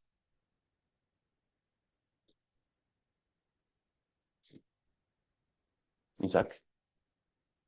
Sí, sí, sí, sí. Es que, bueno, me entró esa duda ahorita porque una vez de chiquito tengo un tío que me ha estudiado y él hace motores y hace un montón de cosas. Y él me ha Sí. explicado cómo funcionaba un motor y entonces solo recordé el ciclo de Carnot ahorita. Y Ah, cuando hiciste el ciclo de Carnot me acordé de eso. perfecto, perfecto. Qué buena experiencia entonces. Qué buena suerte que tengas un tío explicado eso, la verdad. Pero sí, claro, Carnot ha sido bastante importante. No es lo único que ha hecho. Sí hizo bastantes avances, sobre todo en termodinámica. Bastante buenas, la verdad. Y bueno, como les decía, sabemos que tenemos la primera ley, esta la conocen, calor más trabajo es igual al cambio de energía interna. Sabemos que en un proceso isotérmico nuestro cambio de energía va a ser igual a cero, porque el cambio de temperatura va a ser igual a cero, ¿no? Por lo cual decimos que esto va a ser igual a negativo de trabajo, ¿no? Y esto es cierto. ¿Se dan cuenta? Esta es la ecuación para calcular el trabajo isotérmico y pues el calor isotérmico, ¿no? Simplemente le van a cambiar el signo. Ok. Entonces, esta sería la primera curva que tenemos, aquella isotérmica. Después, continuamos con una expansión adiabática. Aquí tenemos estas relaciones, las que habíamos hablado la vez pasada, eh, que me comentaban que tenían nombres extraños y que no habíamos visto, pero aquí están, las de Poisson. Em, Utilizas estas y vas a calcular los estados que va a tener tu propio ciclo. Em, Eso es una expansión adiabática, sabemos que el calor es igual a cero, por lo cual la entropía, perdón, la energía interna va a ser igual a al trabajo. Así de sencillo. Tac. Y finalmente, am, tenemos como copy-paste, ¿no? Del primero, compresión. O sea, vamos a hacer lo mismo, solamente que ahora va a ser al revés. Va a ser una compresión en vez de una expansión. Vamos a estar esperando que se libere calor. O sea, ya no le vamos a dar calor, o sea, estamos esperando que se enfríe. Y el último paso, el cuarto, va a ser lo mismo que el paso 2, pero en vez de expansión adiabática va a ser una compresión adiabática, ¿no? Es lo único. Vamos a esperar que la temperatura aumente para no perder ni ganar calor. Y esto, o sea, realmente no es un ciclo muy complicado, es un ciclo que se tiene que no saber de memoria, pero saber cómo resolverlo, porque sí viene bastante seguido. Me parece, ¿cuál fue la última vez que lo pusieron? El último que recuerdo que lo hayan puesto en una Olimpiada Internacional fue el de, no fue en la India, creo que fue la de Bangladesh o Nepal. No me acuerdo que hay un problema de esos que creo que es Bangladesh o Nepal. Si no es que Azerbaiyán, no sé. Pero bueno, uno de esos dos tiene este ciclo tal cual de Carnot. El problema es analizar el ciclo de Carnot. Entonces, si ustedes ya han visto el ciclo de Carnot y les aparece un problema así en la Olimpiada Internacional, es algo muy sencillo. Me parece también, creo que en la de París hablaron algo de Carnot. No estoy muerto. Bueno, pues es al final. Eh, entonces, sí, es interesante, o sea, es bueno saberlo. Si van a estar en las Olimpiadas, claro que va a aparecer. No les debería sorprender. Y recuerden cómo es, o sea, inicias en A, comprimes isotérmicamente, perdón, expandes isotérmicamente, expandes adiabáticamente, comprimes isotérmicamente y comprimes adiabáticamente. Eso es todo el ciclo. Y saber las propiedades de las isotermas, de las adiabatas y listo, o sea, el ciclo está. Ahora, la parte de la eficiencia, o sea, ¿por qué es tan importante este ciclo? Pues porque nos permite tener una muy alta eficiencia. Eh, esta letra, nu, nos permite, perdón, eta, nos permite expresar la eficiencia de un sistema. Podemos decir que un sistema es eficiente a partir de el trabajo total realizado dividido por el calor liberado, perdón, el calor absorbido desde la fuente de calor, ¿no? O sea, desde la temperatura más alta. También podemos decir que el trabajo va a ser igual a la diferencia del calor absorbido de la fuente menos el calor liberado a la fuente fría, dividido por el calor absorbido de la fuente caliente. ¿Ok? ¿Se dan cuenta? Aquí tienen un nuevo modo de definir el trabajo total de un sistema. Esto me parece que aplica para todos los ciclos que sean cerrados. Si tienes una fuente fría y una fuente caliente, lo experimentas así. Entonces, es eso, ¿no? Claro que puedes simplificar y esto simplemente el QH sobre QH es 1 y luego menos QC sobre QH. Llegas a esta fórmula, la simplificación. Y finalmente, ¿qué más puedes hacer? Puedes relacionar tanto los calores absorbidos y liberados con las temperaturas de cada fuente, ¿no? Tienes el calor de la fuente fría sobre el calor de la fuente caliente, que va a ser igual a la temperatura de la fuente fría sobre la temperatura de la fuente caliente. Esta es la idea, que se pueden hacer varias cosas. Ah, claro. Y sabiendo que estos dos son iguales, se dan cuenta aquí, QC sobre QH es igual a TC sobre TH, lo sustituyen y llegan a esto. No, no es. Anda abajo. Listo. ¿Ok? Esto sería lo que es la eficiencia de un ciclo. Eh, tampoco es muy complejo, ¿sabe? Que estas fórmulas, claro que si las anotan, pues mucho menos. Pero tratar con las eficiencias de los ciclos es importante. O sea, no es lo mismo decir, tengo un ciclo muy bueno en el cual estoy liberando, bueno, en el cual inyecto, no sé, 5 joules de calor y al final estoy liberando 200.000 joules de trabajo. Es un ciclo muy padre, muy, sí, maravilloso, pero tiene una eficiencia, no sé, del 1200%, ¿no? O sea, si tu eficiencia te da de 1200%, algo habrá que revisar ahí o, o te vas directo a Ginebra y recoges tu premio Nobel.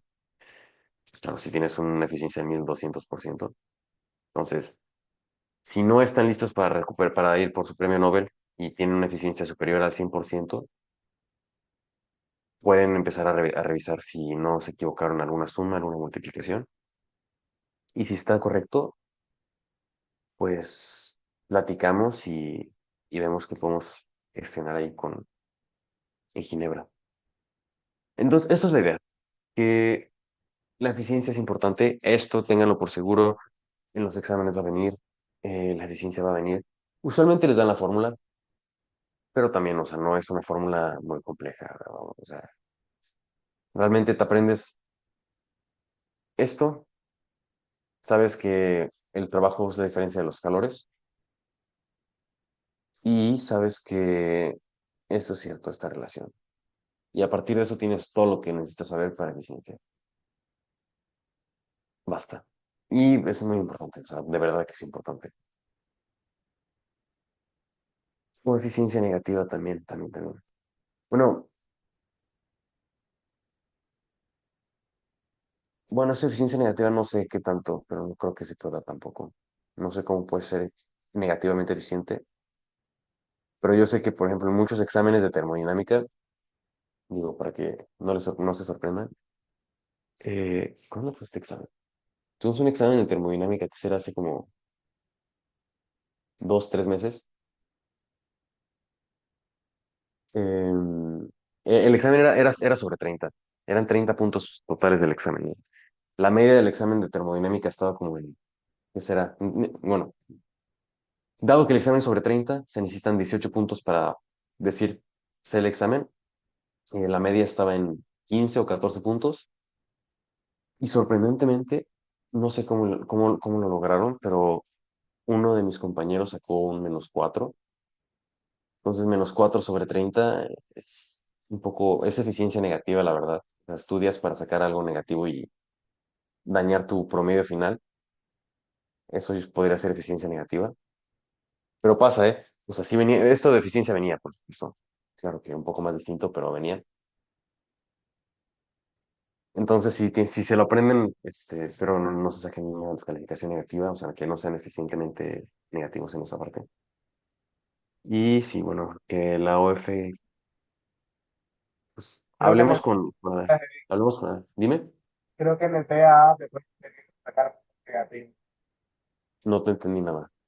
O sea, creo que en el PAA, en el examen de las universidades de aquí en Honduras, se puede hacer eso, de sacar un puntaje negativo. Pero tenés que saber todas las respuestas incorrectas. Sí, sí, exacto, o sea, de que se puede, se puede.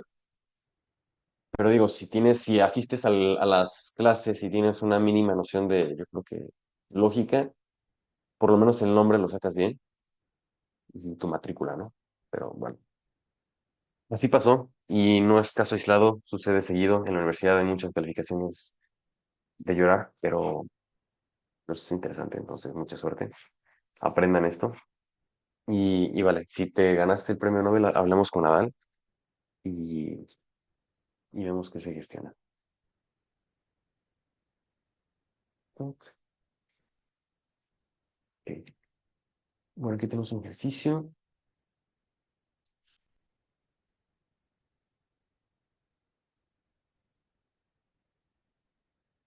Bueno, esto está largo el ejercicio. No sé si después en las respuestas. Perfecto, no están las respuestas.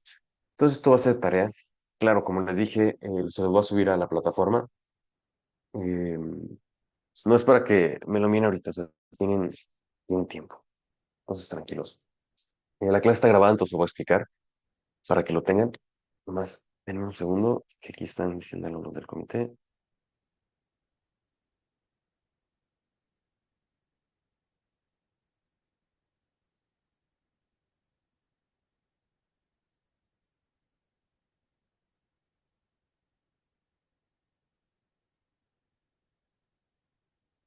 Y bueno, ¿qué nos pide aquí este ejercicio? Em, Básicamente es un ciclo de Carnot. Y el ejercicio que no tenga tarea es analizarlo. Bueno, no te crean, este es el de otro, es el de otro. Este es distinto, es un poco más sencillo. ¿Por qué? Pues porque no van a tener las adiabatas, a lo que recuerdo. Tienen que tener, claro, aquí se dan cuenta, volumen constante, van a tener las isocoras, entonces es más fácil. Pero van a tener, creo que, ok, las que no tienen son las isotérmicas, las adiabatas sí están. Entonces, este ejercicio lo van a tener tarea. Supongo que ven las grabaciones, entonces si quieren ver, los que vean la grabación van a ver la explicación. Em, Básicamente inician en el punto B, o bueno, en el punto A, van a tener primeramente un aumento de presión de A a B, luego de B a C va a ser una diabata, de C a D va a ser otra vez isocórico, y de D a A va a ser la compresión diabática. Tienen todos los datos que necesitan, tienen el volumen total en el estado B, la presión en el estado B, em, el volumen final en el C, sin perder calor, claro, la definición de diabático. Tienes volumen permanente y constante, ese D. Saben que D va a ser la mitad de D, también lo van a tener, quiere decir 150 mililitros. Tienes una mezcla de aire-gasolina, gas ideal, 5 medios CB y gamma 1.4. A partir de esto sabemos que CP va a ser por ende 7 medios de R, pues es un gas ideal, sabemos que esto es diatómico. ¿Y qué se tiene que calcular? Las razones de presión de B, la presión de B, la presión de A, la presión de C sobre la presión de B, etcétera, etcétera. Van a ver que le dan cosas interesantes. Y las siguientes razones de temperatura. Digo, es un ejercicio largo, por supuesto, pero les va a servir para practicar. ¿Ok? Ese era el ejercicio pasado. Y este sería lo que es otro ejercicio, ¿no? Eh, Simplemente un poco distinto al pasado. Tienes la... Dime, Cristel. ¿A qué se refiere con razones? razones. Ahora lo mismo lo explicamos. Una razón, si te digo la razón de PA sobre PB, o sea, su razón es literalmente PA sobre PB. Si PA vale 5 y PB vale 10, sabemos que la razón va a ser de 0.5. Sin embargo, si te pidiera la razón de PB sobre la razón de PA, sería 10 sobre 5, por lo cual la razón PB sobre PA sería igual a 2. Es lo que quieren decir las razones, como el ratio. Ah, ok. Perfecto, perfecto. De igual manera, esto no lo tienen que hacer ahorita. Claro, si lo quieren comenzar a hacer, no los voy a detener, no les voy a decir no. Solamente lo voy a tener que subir a la plataforma, ya tengo que hacer el blog. Apenas lo tenga, les diré y les pondré ahí todas las tareas, les daré tiempo para que les hagan, no se preocupen, no tienen que correr. Y esa es la idea, ¿ok? Aquí este ejercicio, a diferencia del pasado, simplemente es, cambiamos de diatómico a monoatómico. Esto lo deben de saber. Recuerden que para calcular, por ejemplo, CB, tienes número de grados de libertad dividido entre 2 por R, ¿ok? Y CP sería F más 2. Basta. Aquí va a ser primero expansión isotérmica, punto A a B. Luego vas a tener una compresión isobárica. Vamos a ver. Una compresión isobárica en BAC. Si sabemos que esto es presión, no, voy a decir,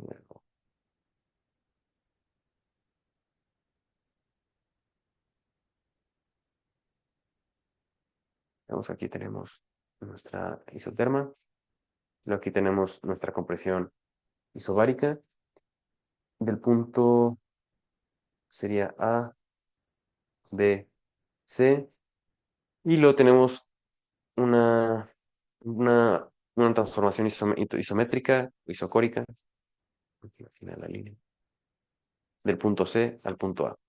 Y eso es el proceso. ¿Se dan cuenta? Pueden tener muchas formas, tienen que aprender a construir este tipo de diagramas, en el sentido que si se dan cuenta, simplemente leyéndolo, conectando los puntos, se llega rápidamente al modelo y ya está, no es nada de otro mundo. Bueno, ya les di el primer inciso de la tarea para los que están aquí, para los que vean la grabación. Y tienen que calcular, por ejemplo, el trabajo neto, ¿no? ¿Cómo puedes calcular el trabajo neto? Pues recuerden que primeramente, tienen que calcular el trabajo hecho por la isoterma. Luego tienes que calcular el trabajo hecho por la isobárica. Y bueno, pues luego sabes que el trabajo hecho por el isocoro es cero. ¿Ok? Entonces realmente son dos trabajos. Y vas a tener que calcular el calor generado, bueno, agregado, el calor liberado y el cambio de entropía del ciclo. Esto es algo que saben hacer, no, en teoría. Entonces yo lo veo muy bien. Se los voy a subir a la plataforma para que les quede y me queda de tarea. Y bueno, con eso sería para la tercera ley. Veamos qué tanto vamos a alcanzar. Bueno, aquí estamos explicando un poco más. Vamos a hacer un poco más, digo, para tratar de avanzar lo más posible. Y como que serán unos 5 o 6 minutos, tenemos que cortar la clase porque tenemos una reunión con los del comité. Pero bueno, la tercera ley básicamente establece lo que estuvimos hablando antes, ¿no? Eh, la tercera ley nos da la definición estadística de la entropía, ¿ok? Y aquí nos dice que mientras aumentemos la temperatura, ¿se dan cuenta? No sé si se alcanza a ver en la presentación, pero aquí están todas acomodadas, cada una tiene su lugar. Mientras aumentamos la temperatura, comienzan a como a romperse cierta simetría que tiene nuestro sistema. Es lo que comienza a suceder. El desorden aumenta. ¿Ok? Y nos dice la tercera ley que cuando estamos a 0 grados Kelvin, es decir, cuando nos encontramos en el cero absoluto, el desorden desaparece. ¿Qué quiere decir? Que un universo perfecto sería a 0 grados Kelvin. ¿Por qué perfecto? Perfecto en el sentido de que no cambiaría, ¿ok? Algo que cambia o deja de ser perfecto o busca ser perfecto, ¿ok? Entonces, si algo está a 0 grados Kelvin y no puede cambiar, ¿ya? O sea, bueno, no es que no pueda cambiar, simplemente va a llegar a su estado de orden mayor. Si decimos que lo perfecto es orden, pues vamos a llegar a un universo perfecto a 0 grados Kelvin, ¿no? Que dependiendo de la perspectiva que tenga cada uno, puede decir que, bueno, perfección o puede decir, pues, depende cómo cristalice. Si lo hace como los cristales de bicarbonato que les dieron de tarea y les dan 2 gramos de rendimiento, depende si eso lo consideramos perfecto o un rendimiento aceptable. Depende. Pero es la idea, ¿no? O sea, que cuando llegamos a 0 Kelvin, no hay desorden, es un sistema totalmente ordenado. ¿Qué más podemos agregar de aquí? Pues sí, es eso lo que implica la tercera ley. A 0 grados Kelvin tenemos un sistema perfecto. ¿Y qué implica? Una entropía absoluta. Quiere decir que si nos encontramos en el cero absoluto, podemos asignar de igual manera un valor absoluto a la entropía, que sería un valor absoluto de cero. Y así como tenemos nuestro cero absoluto en la escala de Kelvin, decimos, bueno, a partir de esto comenzamos a contar, pues a partir de entropía igual a cero, comenzamos a contar. ¿Ok? Es todo. O sea, sabemos que la entropía va a ser cero únicamente cuando estemos a 0 grados centígrados. Perdón, a 0 grados Kelvin. Y van a estar en su estado fundamental y más, ya que es más ordenado. ¿Qué sucede? Es imposible llegar al ser absoluto de manera a través de un proceso físico. ¿Por qué? Porque llegar al ser absoluto implicaría una cantidad de pasos infinita. Creo que lo más cercano que se ha llegado es, creo que 0.14, si no es que incluso 0.014. No recuerdo exactamente cuántos ceros había. Dime, Isaac. Ahorita para lo de chip de Microsoft no habían llegado a 273, pero casi el cero, casi al límite. Sí, exacto, exacto. Sobre todo con aplicaciones cuánticas, digo, sabemos que cuando llegamos a ese tipo de temperaturas, así como cuando llegamos a temperaturas muy altas, encontramos estados de la materia muy exóticos, como por ejemplo el plasma o incluso podemos encontrar tipo como una sopa de quarks a presiones y temperaturas altísimas, y temperaturas muy bajas, encontramos estados de la materia con propiedades aún más exóticas, por ejemplo los superconductores, ¿no? Que es lo que utiliza los chips cuánticos. Esa es la idea, ¿no? O sea, que son nuevos estados de la materia, pero para llegar al cero absoluto se necesitarían un paso infinito un número infinito de pasos. Pero un número infinito de pasos significa un tiempo infinito del cual no disponemos, lamentablemente. Entonces, a lo que parece es que nunca vamos a llegar a un cero absoluto. Esperemos un día, les tocará a ustedes. Y esa es la idea, ¿no? Por el momento es imposible, pero bueno. También Lord Maxwell dijo que ya no había, en el siglo XIX que ya no había más por descubrir, y luego llegaron la relatividad y, y bueno, llegaron más cosas, y sí hubo más por descubrir. Eh, entonces tenemos la tercera, digamos, implicación, es que la capacidad calorífica de un sistema también va a tender a cero, ¿ok? Esta ley no se utiliza mucho. Bueno, olvídalo, sí, sí, en la hecho sí, sí sale, sí sale. Hay un examen de la Olimpiada Internacional en la cual hablan de esto precisamente, y son los sólidos de Debye. Y es una ley más o menos así. Esta es una simplificación, por supuesto. Le falta una constante, me parece, y creo que lo dividían por otra constante. No recuerdo cuál era, si no es que por una variable.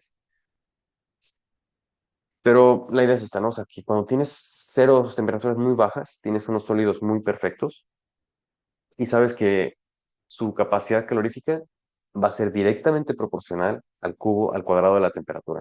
¿Ok? Y sabemos que, pues, al final, si tu temperatura tiende a cero, pues tu capacidad calorífica va a tender también a cero. Eso es evidente. Esa es la idea.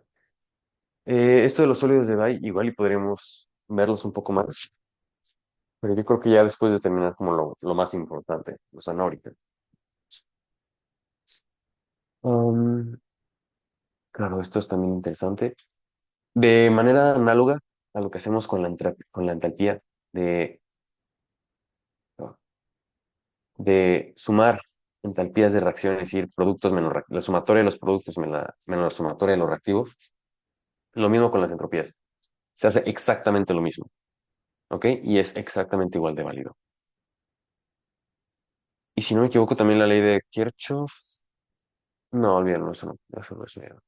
Pero esto sí, esto se aplica. Luego llegamos a la famosa ley de Gibbs. Esta quiero estar seguro de que la conocen. Igual y en forma de diferenciales, o no diferenciales, pues de deltas. ¿Sí? Y es la que seguramente conocen, ¿no? O sea, que en las Olimpiadas, hasta donde van ustedes que han participado, estoy seguro que sí hicieron la nacional o la estatal, bueno, la departamental, ya la han de haber visto, ¿ok? Y se define así. Sabemos que la energía libre de Gibbs va a ser una función de la entalpía, de la temperatura y de la entropía. Más adelante vamos a ver exactamente cómo aplicarla, y no es no, porque eso no lo quiero saber, pero si no lo vamos a ver también. Y bueno, aquí retomando diferenciales exactos, sabemos que el diferencial exacto de la energía interna es este, el de la energía interna es este, y si sabemos que la energía interna, perdón, la energía de Gibbs es igual, espera, sabemos que dG es igual a dH menos TdS, y sabemos que dH es esto, o sea, utilizando esta, la inyectamos en la definición de la entalpía, y luego la entalpía la inyectamos aquí, pues sabemos que delta G va a ser igual a BDP más SDT. ¿Ok? No, perdón, menos SDT.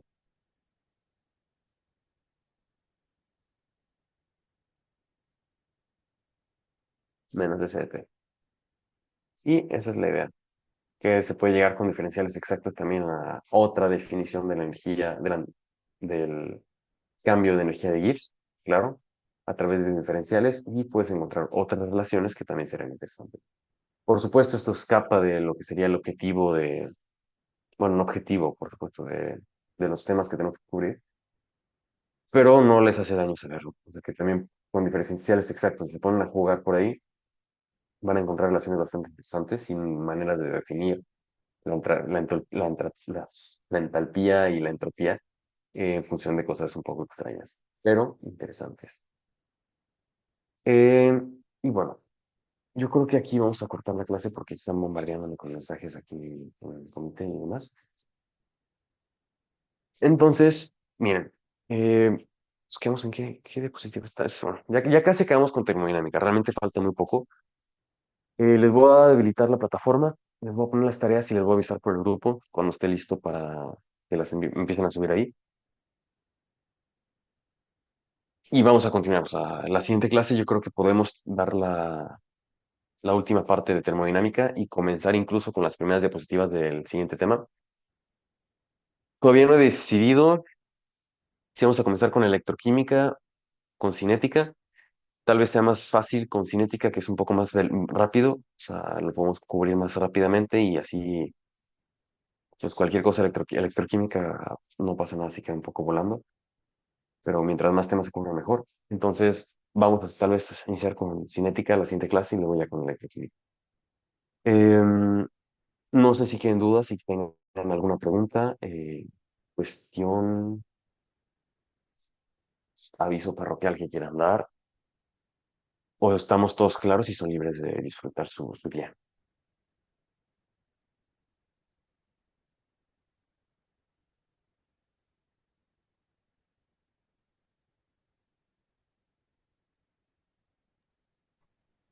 Todo cheque, creo. Todo claro entonces. Muy bien.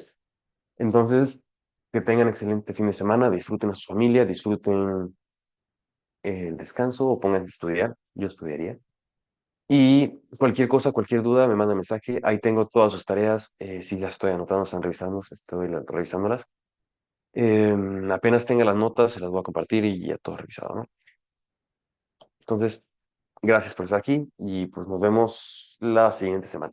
Disfruten mucho. Nos vemos.